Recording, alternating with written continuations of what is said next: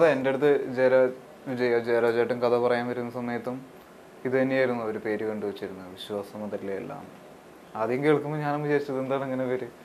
പക്ഷെ പിന്നെ കഥ കേട്ട് അതിലെ സിറ്റുവേഷൻസൊക്കെ മനസ്സിലായപ്പോൾ ആ ക്യാരക്ടറിൻ്റെ ചേഞ്ചൊക്കെ വരുന്ന കണ്ടപ്പോൾ, അല്ലെങ്കിൽ ആ മാറ്റം വരുന്നൊരു ക്യാരക്ടറാണ്. അപ്പോൾ അതിന് വിശ്വാസം അതിലെല്ലാം കറക്റ്റ് ആപ്റ്റായിട്ടുള്ള ഒരു പേര് തന്നെയാണത്. അത് മുന്നേ നമ്മൾ ഒരുപാട് കേട്ടിട്ടുള്ള ഒരു വാചകമായതുകൊണ്ട് ആണ് നമുക്കങ്ങനെ തോന്നണത് ഇത് ആപ്റ്റാവില്ലേ എന്നുള്ളത്. പക്ഷെ അത് പടം കാണുമ്പോൾ അത് കറക്റ്റായിട്ട് മനസ്സിലാവും, വിശ്വാസം അതിലെല്ലാം എന്തുകൊണ്ടാണ് അങ്ങനെ ടൈറ്റിൽ വന്നത്. ഇല്ല, അങ്ങനെ എനിക്ക് സംഭവിച്ച ഇൻസിഡൻ്റ് ആയിട്ടൊന്നും ഇതിന് യാതൊരു ബന്ധവുമില്ല. അങ്ങനെ ഒരു പക്ഷേ അതിൽ അങ്ങനത്തെ കുറേ സിറ്റുവേഷൻസ് ഉണ്ട്. അങ്ങനത്തെ ഇപ്പം ആ ജോമോൻ എന്ന് പറയുന്ന ഒരു ക്യാരക്ടർ തന്നെയാണ് അതിൽ പ്ലേ ചെയ്യുന്നത്. പുള്ളി ഒരു ചെറുപ്പക്കാരനാണ്, പഠിത്തമൊക്കെ കഴിഞ്ഞ് ഒരു സ്വന്തം കാലിൽ നിൽക്കാൻ ആഗ്രഹിക്കുന്ന, അല്ലെങ്കിൽ ഒരു ജോലിക്ക് ട്രൈ ചെയ്യുന്ന ഒരു വ്യക്തിയാണ്. പക്ഷേ പുള്ളിക്ക് ഒരു ഓഫീസിലോ അല്ലെങ്കിൽ ആരുടെ കീഴിലോ ഒരു ജോലി ഒന്നും ചെയ്യാൻ അങ്ങനെ വലിയ താല്പര്യമില്ല, ഒരു ഓഫീസ് ജോബ്. പുള്ളിക്ക് ഒരുപാട് കാശ് പെട്ടെന്ന് ഉണ്ടാക്കണം, അപ്പോൾ അതിന് ബിസിനസ്സാണ് ഏറ്റവും നല്ലത്. അപ്പോൾ അങ്ങനെ ബിസിനസ്സിന് വേണ്ടി ഇറങ്ങി പുറപ്പെടുന്ന ഒരു പയ്യനാണ്.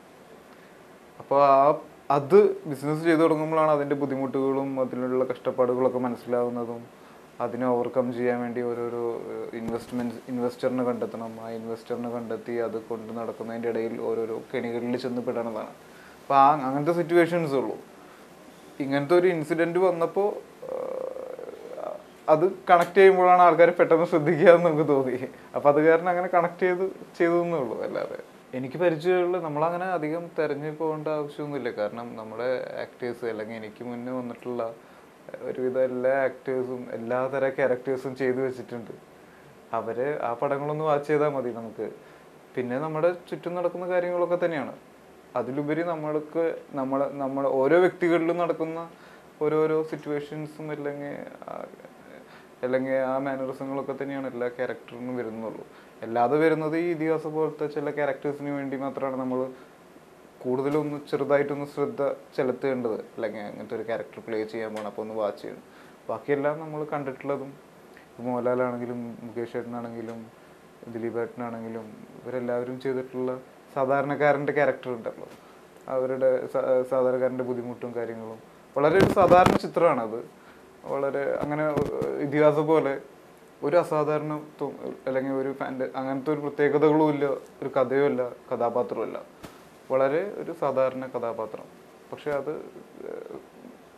മറ്റ് ഡിഫറെൻ്റായ ഒരു ക്യാരക്ടറിനെക്കാട്ടും കുറച്ച് ബുദ്ധിമുട്ടാണ് നമുക്ക് ചെയ്ത് ഫലിപ്പിക്കാൻ. നമ്മൾ ഇതിനു മുന്നേ ഇവരൊക്കെ ഈ ആക്ടേഴ്സൊക്കെ ചെയ്ത് കാണുമ്പോൾ നമ്മൾ വിചാരിക്കും ഭയങ്കര സിമ്പിളായിട്ടുള്ള ഒരു പരിപാടിയാണെന്ന്. പക്ഷെ അത് ചെയ്യാൻ തുടങ്ങുമ്പോഴാണ് ക്യാമറയുടെ മുന്നിൽ നിന്നിട്ട് ഭയങ്കര സിമ്പിളാവുക എന്ന് പറഞ്ഞു കഴിഞ്ഞാൽ. അത് എന്നാൽ അഭിനയിക്കും വേണം, എന്നാൽ അഭിനയം അറിയാനും പാടില്ല.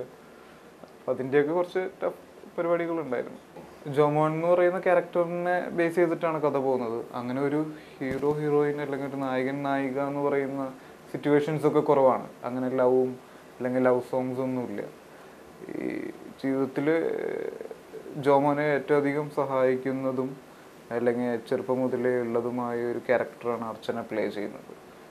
അതെല്ലാ ആണുങ്ങളുടെയും ലൈഫിലുണ്ടാവുന്ന പോലെ ഒരു എന്തും തുറന്നു പറയാനും എന്തിനെ ഹെൽപ്പ് ചോദിക്കാനും കാശ് കടം വാങ്ങാനൊക്കെ ആയിട്ടുള്ള ഒരു സുഹൃത്ത് അല്ലെങ്കിൽ ഒരു പെൺകുട്ടി ഉണ്ടാവും. പിന്നെ അതേപോലെ തന്നെ അവൻ്റെ ജീവിതത്തിൽ ഒരു സിറ്റുവേഷനിൽ നമ്മുടെ ജീവിതത്തിലേക്ക് കയറി വരികയും പിന്നെ ജീവിതത്തിൽ നിന്ന് ഒരിക്കലും വിട്ടുപോകാൻ പറ്റാത്ത രീതിയിൽ ആവുകയും ചെയ്യുന്ന ഒരു ക്യാരക്ടറും ഉണ്ടാവും. അങ്ങനെയുള്ള രണ്ട് ക്യാരക്ടറാണ് അൻസിബയും അർച്ചനയും ചെയ്യുന്നത്. അൻസിബയുടെ ക്യാരക്ടറിൻ്റെ പേര് സലോമി എന്നും അർച്ചനയുടെ ക്യാരക്ടറിൻ്റെ പേര് റോസ് എന്നുമാണ്. ഇതിലെ ക്യാരക്ടർ ജോമോൻ എന്ന് പറയുന്ന ക്യാരക്ടറിൽ എനിക്ക് ഭയങ്കര ഇൻട്രസ്റ്റിംഗ് ആയി പുള്ളി കഥ വന്ന് പറയുന്ന സമയത്ത്. അതായത് സാധാരണ ഒരു ക്യാരക്ടറാണ്, എന്നാൽ അതിൽ കുറേ പെർഫോം ചെയ്യാനുള്ള പോർഷൻസ് ഉണ്ട്.